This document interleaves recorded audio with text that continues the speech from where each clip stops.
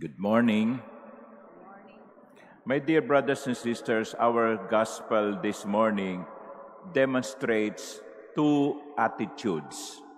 One is unchanging and the other is changing.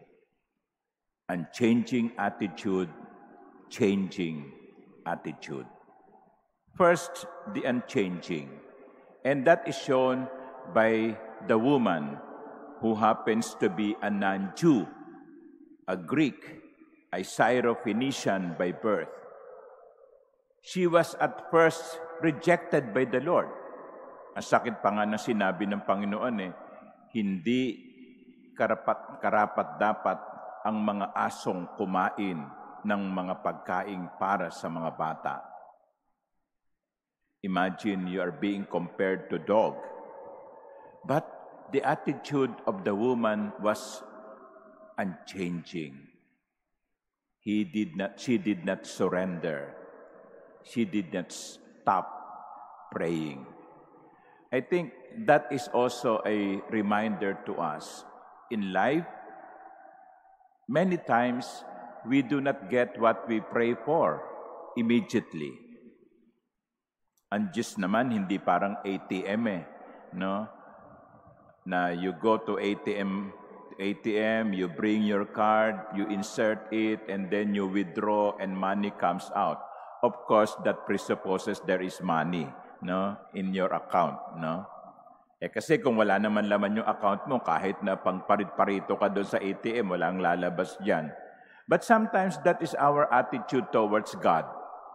I need something, give it to me now. And when we don't get what we are asking for, we stop praying. We stop asking. Malay mo, kung hindi ibinigay sa iyo ngayon, baka bukas ibigay. Huminto ka ng pagdarasal, sumuko ka, di wala. I think this is the lesson given to us by the woman. Do not stop believing. Do not stop praying. Be unchanging in your faith. The second attitude was demonstrated by the Lord. He was at first not only reluctant but really rejected the plea.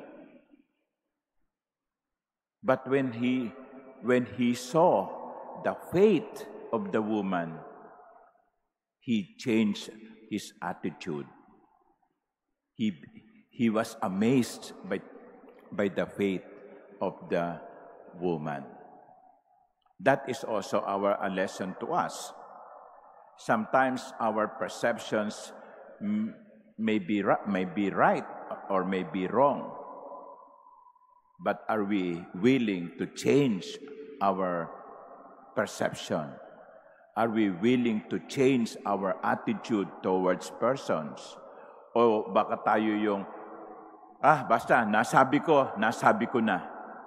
Hindi ko nababaguhin. May mga bagong ebidensya May mga bagong patunay.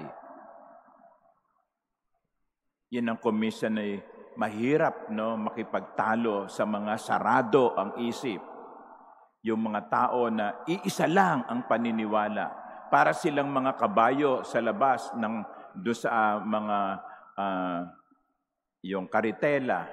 Alam ba ninyo, why is it that the eyes of the horses have covers?